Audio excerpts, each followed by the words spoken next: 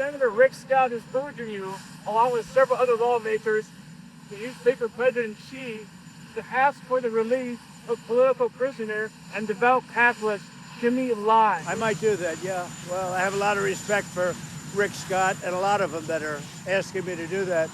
And it's on my list. I'm going to ask. Look, they're big enemies, so we'll see what happens. That was EWTN News' Owen Jensen asking the president if he'd advocate on behalf of incarcerated businessman and democracy advocate and Catholic Jimmy Lai during his meeting with Chinese President Xi Jinping. The Lai trial concluded in August in Hong Kong. The judges are still deliberating Lai's fate. Joining me now with insight, Wall Street Journal columnist and the godfather of Jimmy Lai, Bill McGurn. Bill, thank you for being here. Your Main Street column in the Wall Street Journal this week is titled "The Trump Card That Could Free Jimmy Lai." Bill, you say that by championing Jimmy Lai's cause during that meeting with Xi, the president might make Jimmy's release a win for both the U.S. and the Chinese regime. How so? Well, for one thing, his continued incarceration is an issue. So it's not helping China. It's bad PR for China. They've made the point. The 77-year-old man has been in jail in solitary confinement for the past almost 5 years. They don't seem to know how to get out of the box they painted themselves into. And Trump could take it off the table for them. Of course, Trump would like it. He said nice things about Jimmy, nice things about his family, and he would like to see Jimmy free too. Jimmy's very pro-American. In fact, that's why he's on trial. He's on trial for, basically being an American operative, which is absurd. Jimmy's his own man.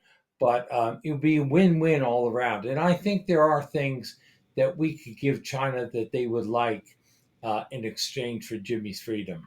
Last week, 38 U.S. senators wrote the president urging him to seek Jimmy's release. The Chinese Foreign Minister's office, though, Bill, reacted sharply with, quote, strong dissatisfaction and resolute opposition to what it says is interference by the U.S. in China's affairs. Bill, is there power in public shaming the Chinese, or does this just seal Jimmy Lai's fate? No, I don't think it seals it. The worst thing for a prisoner is to be forgotten. So I think the more his name comes up, the better. It might make negotiations a little hard, but the people I've seen get out from countries, it's never been through quiet back doors. It's always been through someone pressing for them and refusing to let their name be forgotten. Jimmy has a lot of fans in the U.S. I want to say, first of all, EWTN and you have been great in keeping his name out in front of people. The Catholic community in the U.S. is very strongly for Jimmy. There are a lot of people in the Trump administration that are for Jimmy, Marco Rubio being one. So Trump has a lot of support for what he do. The leader of Hong Kong is under U.S. sanctions. Most recently, that prevented him from attending an Asia-Pacific summit in San Francisco, I think last year. We could simply trade that. That's something, they might like. So there's a lot you can do. There's a lot on their plate. If he got out, I expect it to be a package. Also, as you pointed out, they still haven't come up with the verdict. Chinese system is very different. The British system is very different. The verdict could be several weeks away, and that just drags it out and more bad publicity for China and Hong Kong. Yeah. Well, Jimmy, as you mentioned a minute ago, he's a British citizen. And the UK Prime Minister, Keir Starmer, has himself raised the question of Lai's release numerous times to no avail. What makes you think President Trump, is Jimmy Lai's best hope for release, despite Beijing and Hong Kong's view that Lai is a tool of the U.S., as you mentioned? Well, they're having talks now. The U.S. is the biggest power. It has a lot of issues with China. So if we can give a little, get a little, that's one way. There's always a lot of things on the wish list of both sides. And I'm glad this is one of them. I just hope more comes out of it because, as you know, Jimmy's not in good health. He's 77, diabetic, medical care. They're not it's not abusive, but it's not the best. And it's very possible Jimmy could just, die in his sleep one month and we wouldn't notice. That would be a pity. Yeah. Bill, Jimmy Lai's family, his wife Teresa, his daughter Claire, met with Pope Leo on October 15th. This didn't get a lot of coverage. Has that led to any pressure from the Holy See? I mean, we have to be honest here. The Vatican is somewhat of a compromised party because of that still secret Vatican-China deal that they've engaged in that gives China the permission to appoint bishops or at least approve them.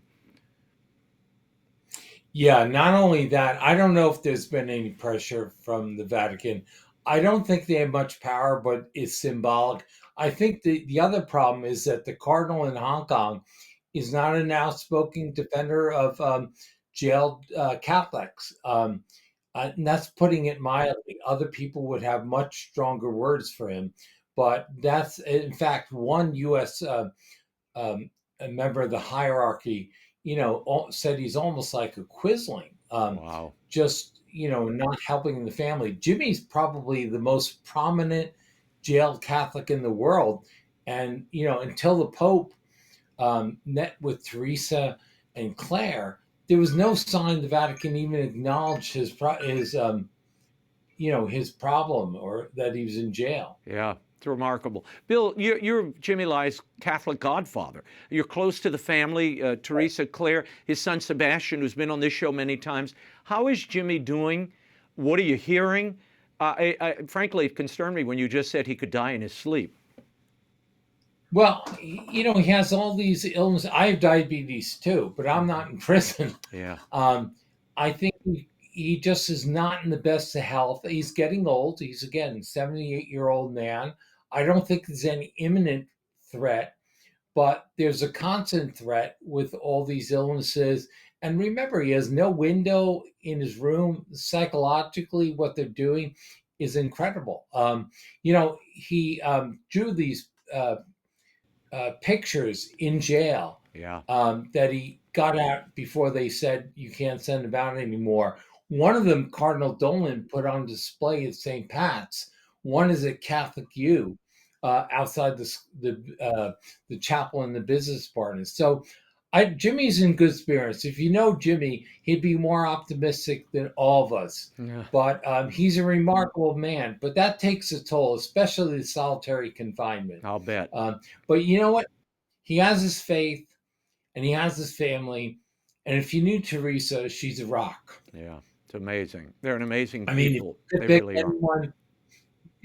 pick anyone to be by your side, it'd be Teresa Lai. She's a quiet, slim woman, but she is an absolute rock for her husband. Yeah.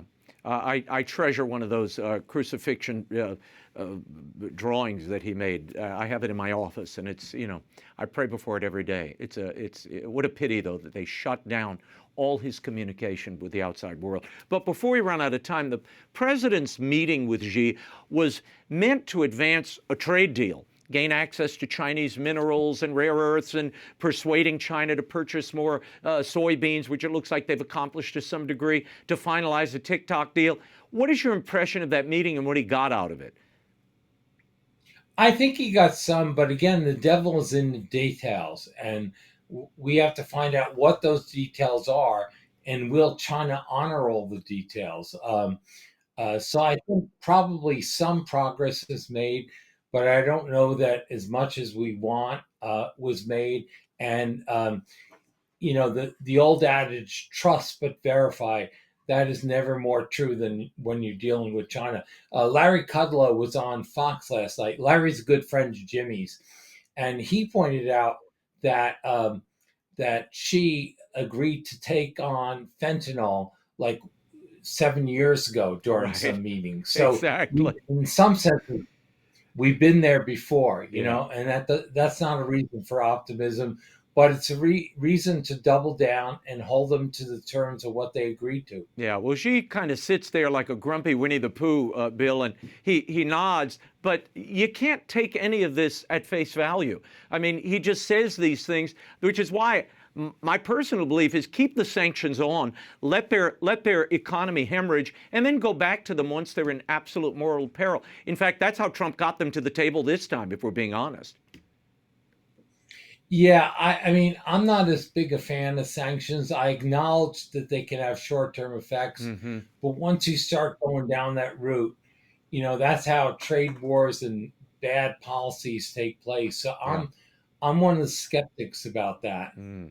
Where you end up, when you start out very different intentions than where you land. Yeah, it all starts ramping up from all sides and sometimes breaks conversation. Right. But I want to get your take on the new Prime Minister of Japan, Sonai Takaichi, who had the meeting with Trump. She's the first female PM, and it looks like they got on really well. I mean, the president appreciated her promise to accelerate a military buildup while also signing deals on trade about rare earth metals, etc. She's been called, Takaichi, the Georgia Maloney of Japan. Your take on this relationship and the counterbalance with China?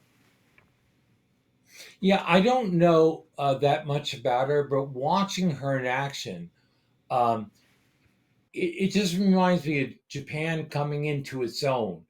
For all these years, Japan was really number two to the U.S. U.S. took the lead. I think in the future, Japan's going to have to take more of a lead in the region. And I think they're willing to do it. They work well with Taiwan. China's a problem. And Japan is powerful, and Japan can do a lot. So I think Americans should be glad to see her coming into her own. Yeah, no, she was impressive, and I think Trump was impressed with her. Well, we will leave it there. You can read Yes. Bill McGurn's latest column for the Wall Street Journal, The Trump Card That Could Free Jimmy Lai, at WSJ.com. Bill, always great to see you. Thank you, Raymond. Thanks for EWTN's support for Jimmy. Yeah, he's a great man. Thank you.